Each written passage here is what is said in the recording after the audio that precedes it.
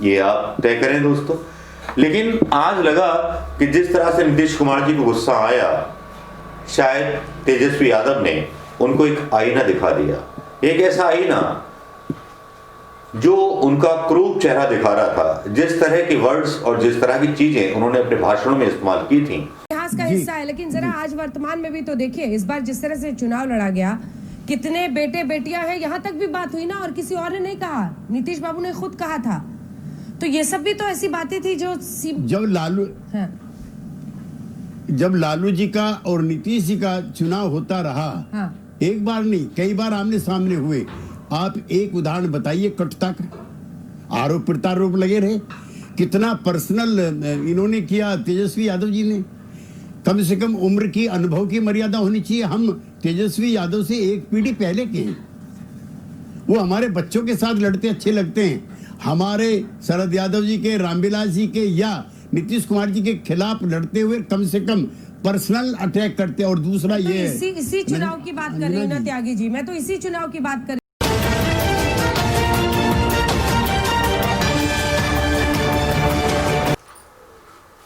आज बिहार विधानसभा में बहुत बड़ा हंगामा हो गया। दोस्तों नमस्कार, मैं मनोज शर्मा एक बार फिर आपके बीच में। और हंगामा हो गया चाचा भतीजे के बीच में, जब बयान आया तेजस्वी यादव का और विधानसभा में बड़ी तीखी बहस हो गई, जिसको अंजना ओम कश्यप ने एक्सपोज कर दिया।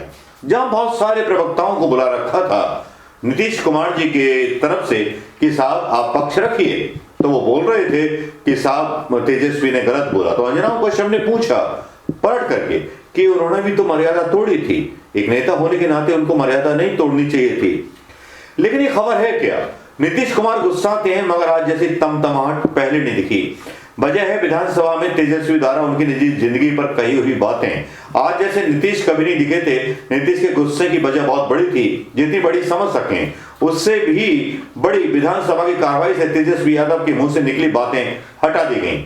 लेकिन एक बात के दिल से हटा पाना संभव नहीं था और शायद नहीं होगा। नेता प्रतिपक्ष तेजस्वी यादव ने मुख्यमंत्री नीतीश कुमार को ऐसा गुस्सा कैसे दिला दिया, क्यों दिला दिया, ऐसा क्या हुआ, जिसको समझना बहुत जरूरी है। और समझना इसलिए भी जरूरी है, तेजस्वी यादव ने कहा कि हमारे माता पिता ने संस्कार दिए हैं कि बड़ों को सम्मान करो। हम तो आदरणीय नीतीश जी को चाचा कहकर के संबोधित करते थे, अब सदन में तो कोई चाचा भतीजा है ही नहीं। यहां तो सीएम है और हम अपोजिशन लीडर हैं। लेकिन हमारे मुख्यमंत्री ने क्या कहा, बौखलाहट में बच्चे गिन रहे थे कि किसको कितने बच्चे हुए। ये आरोप तो जग जाहिर है, जो भाषण में बोला था नीतीश कुमार ने, सभ्यता की भाषा को लांग गए थे हार के डर से। लालू प्रसाद के बारे में क्या कह रहे थे, सत्ता पक्ष में चोर और बेईमान लोग हैं, एनडीए चोर दरवाजे से सत्ता में आया है। तो इसी पर भटक गए नीतीश कुमार और बहुत सारी बातें होने लगी। 1974 से राजनीति कर रहे नीतीश परिवारवाद के खिलाफ हैं, इसलिए 37 साल के इकलौते बेटे निशांत कुमार को भी सामने नहीं करते। पत्नी मंजू सिन्हा जीवित थी तो पटना के कंकड़बाग में अलग रहती थी। 2010 में मां परमेश्वरी देवी का निधन हो गया था। निशांत ने एक बार अपनी मां की श्रद्धांजलि सभा में साफ कहा था वह कभी भी अपने पिता की तरह राजनीति में नहीं आई। अब यहां क्यों आई ये बातें और किस तरह उठी, कुछ आवाजें, ऐसी आवाजें जो उस विधानसभा में आज भी गूंज रही होंगी। ऐसा कोई यंत्र होता जिनको हम सुन सकते, लेकिन ये आवाजें मैं सुनाना चाहता हूं। नीतीश कुमार की हताशा और तेजस्वी के उस सवाल को, जिस सवाल का जवाब देते देते धीरज खो बैठे, और मीडिया की वो बातें, वो आवाजें जिन्होंने साबित कर दिया कि नीतीश कुमार कितने बौखलाए हुए हैं।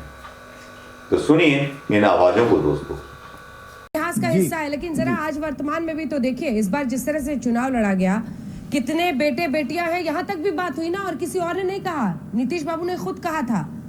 तो ये सब भी तो ऐसी बातें थी जो जब लालू जी का और नीतीश जी का चुनाव होता रहा, एक बार नहीं कई बार आमने सामने हुए। आप एक उदाहरण बताइए, कटुता का आरोप प्रत्यारोप लगे रहे, कितना पर्सनल इन्होंने किया तेजस्वी यादव जी ने। कम से कम उम्र की, अनुभव की मर्यादा होनी चाहिए। हम तेजस्वी यादव से एक पीढ़ी पहले के हैं, वो हमारे बच्चों के साथ लड़ते अच्छे लगते हैं। हमारे शरद यादव जी के, रामविलास जी के या नीतीश कुमार जी के खिलाफ लड़ते हुए कम से कम पर्सनल अटैक करते हैं। और दूसरा तो ये इसी चुनाव की बात कर रही हूँ ना त्यागी जी, मैं तो इसी चुनाव की बात कर रही हूँ जहां पर निजी बात हुई थी ना। कर रहे हैं, एक बार सुनाइए जरा, एक बार जिस तरह से नीतीश जी ने आज कहा, एक बार ये पूरा हिस्सा जरा जल्दी सुनाइए। शक्ति जी आ रहे हैं आपके पास, त्यागी जी हम सुनाते हैं आपको जरा। देखिए, मर्डर केस के एक मुद्दे को तेजस्वी यादव ने उठाया वहां पर, उस पर जवाब देना था और वो फिर लगा कि आपा जैसे खो बैठे, बहुत तमाम बातें उन्होंने कही, दर्द गुबार निकला। सुनिए। बोल रहा है तो आप जांच करवाइए और इसके खिलाफ कार्रवाई होगी। ये झूठ बोल रहा है। मैंने वोट दिया था, मेरे भाई समान दोस्त का बेटा है, इसलिए हम सुनते रहते हैं, हम नहीं कुछ बोलते हैं। और इसके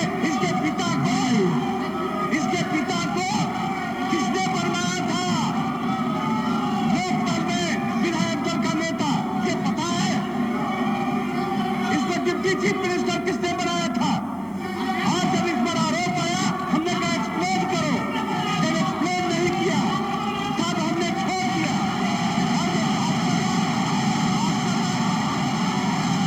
अगर है तो क्यों नहीं कोर्ट का फैसला है। हमने तो नहीं कहा था। ये सारे लोग एक एक बात को जानते हैं। कौन नहीं जानता है? अगर किसी बात को जानने के आधार पर सुनिए बैठ जाइए। अगर इसी तरह से आज चला ना, हम बर्दाश्त करते रहते, हम कुछ नहीं बोलते।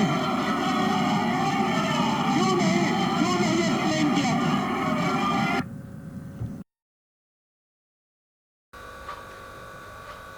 ये आवाजें सुन ली होंगी। नीतीश कुमार जी का धैर्य यहाँ जवाब देना चाहिए था, नहीं देना चाहिए था, ये आप तय करें दोस्तों।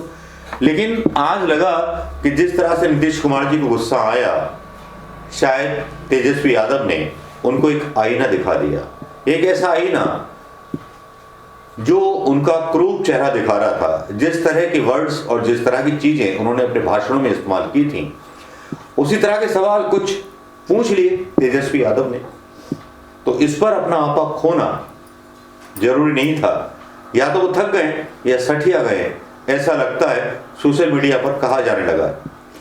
तो दोस्तों, नीतीश कुमार को गुस्सा क्यों आता है या तेजस्वी को देख करके इतना गुस्सा क्यों होते हैं, क्यों दावा करते हैं कि लालू प्रसाद को सीएम बनवाने में उनका हाथ था, और मीडिया भी सवाल पूछता रहता है। जब मीडिया सवाल पूछता है तो फिर सवाल तो उठते हैं ना दोस्तों। वीडियो कैसा लगा?